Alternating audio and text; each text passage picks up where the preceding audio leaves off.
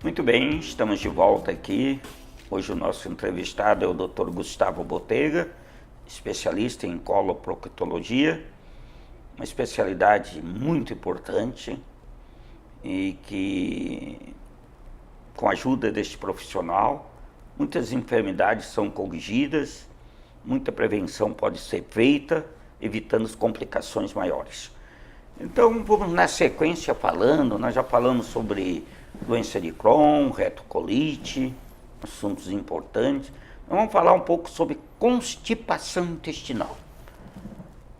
Esse é um distúrbio que acomete milhares de pessoas. Homem, criança, mulheres, todo tipo, jovem, não tem idade para acontecer, dependendo do caso. Então, a constipação intestinal.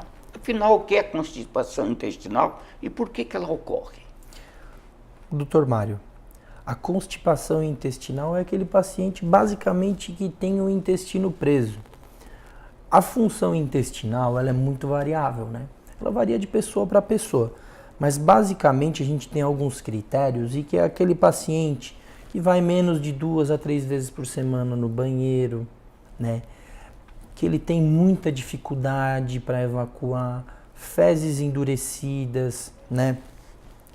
E isso causando transtorno para o paciente, fezes, né? Bolinha de cabrito, né? Não consegue fazer, às vezes tem que fazer uma redução digital. Então são todas situações em que a gente tem a constipação intestinal. A gente tem alguns tipos de constipação, mas na nossa população, o mais comum é por causa desse nosso estilo de vida mesmo, né? A grande maioria dos pacientes que têm constipação, eles são tratados na unidade básica, né? A grande maioria dos pacientes, eles podem ser tratados com incremento da ingesta de água, né? A gente sabe que hoje o paciente, salvo algumas situações clínicas em específico, ele deve tomar 1,5 até 2,5 litros de água por dia. Uma coisa que é bastante importante é com relação à ingesta de fibras, né?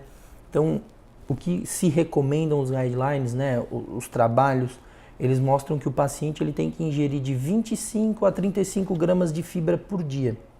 É uma ingesta bastante importante. E a gente sempre tem esse binômio, né, fibra e água, né? Uma outra coisa que é bastante importante com relação à atividade física. Atividade física, né, o exercício aeróbico, ele é fundamental para o bom funcionamento do intestino.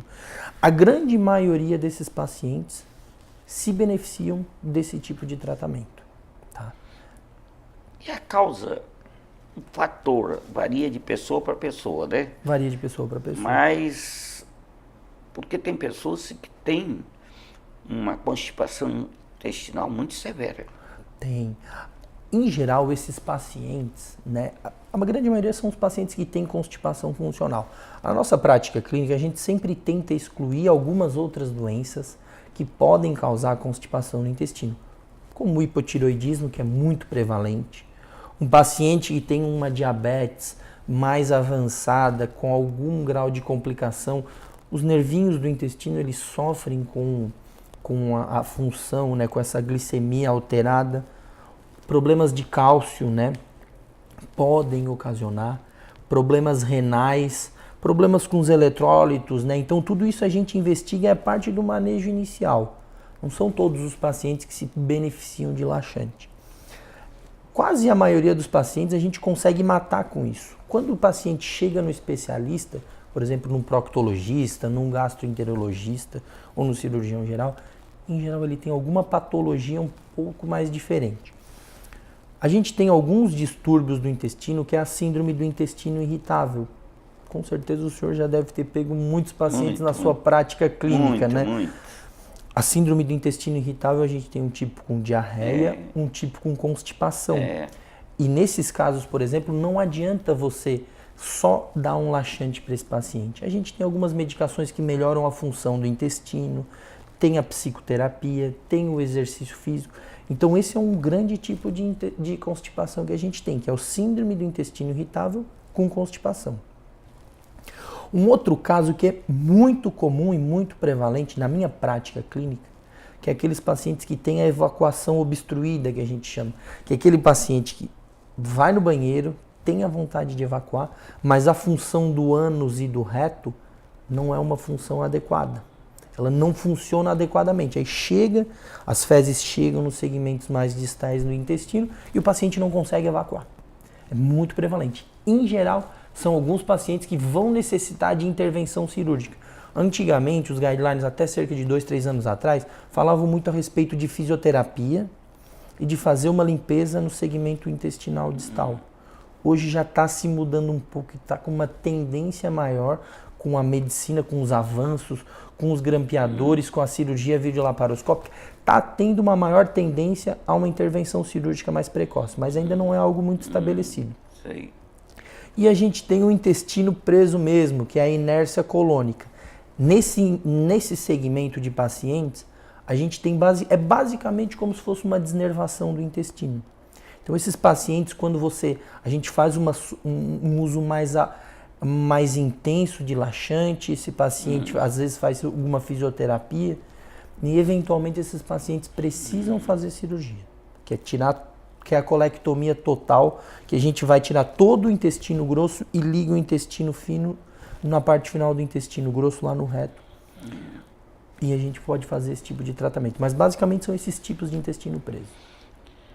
Agora nós vamos entrar num assunto, associação entre constipação intestinal e hemorroida. Aí, afinal de contas, o que é hemorroida? Por que ela ocorre? Na verdade, assim, a doença hemorroidária, ela surge a partir... A gente tem alguns coxins, que são algumas estruturas dentro do canal do ânus, que é aquela porçãozinha final do intestino grosso, né?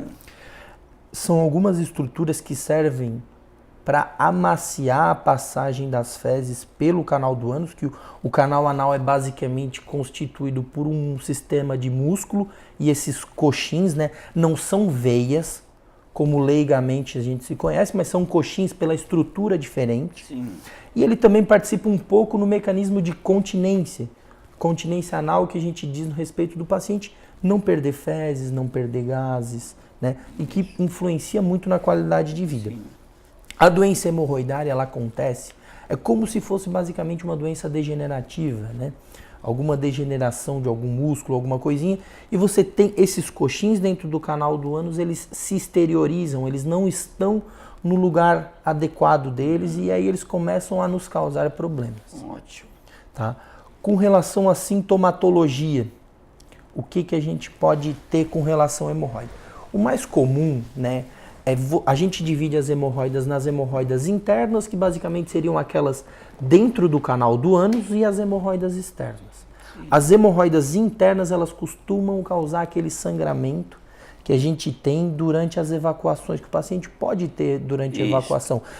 E é um sangramento vermelho, vivo, né? Goteja no vaso, fica no papel, às vezes fica na roupa íntima, assusta um pouco o paciente, né? Pode ter a exteriorização, às vezes reduz ou não, dependendo do espectro. Pode dar coceira, né? O paciente pode ter um desconforto, uma pressão bastante importante. Já a hemorroida externa, ela costuma causar mais dor, mais desconforto, mais inchaço, e ela não dá tanto sangramento, mas ela não incomumente, ela pode acontecer de causar trombose, que é quando aquela hemorroidinha, aquela veia fica bastante inchada, né, causando bastante dor, né, e bastante desconforto para o paciente. E tem uma clara relação com a constipação, né? A gente sabe que não é o intestino preso que faz você ter a doença hemorroidária, mas é o que o americano chama de straining, que é o esforço evacuatório, que é aquela força que o paciente faz para evacuar, aquele esforço crônico, muito tempo no vaso, um esforço repetitivo que faz você ter a exteriorização e o surgimento de sintomatologia da doença hemorroidária. E o tratamento da hemorroida hoje? A grande maioria dos pacientes, tá? Cerca de 80% dos pacientes, eles se beneficiam do tratamento clínico, com ingesta de água, fibras, exercício físico. Então, assim, a saúde, aquilo que o paciente faz para doença cardiovascular, doença de coração, serve para tudo isso também. Mas a gente sempre tenta, né? Aquelas 25 a 35 gramas de fibra por dia. Uma coisa que é muito importante é o paciente não ficar muito tempo no vaso, é ficar em geral de 3 a 5 minutos, tá? Não ir mais do que 1, 2 vezes por dia no banheiro e evitar o esforço evacuatório. A gente tem algumas pomadas que podem nos ajudar e evitar usar o papel higiênico. Muito bem.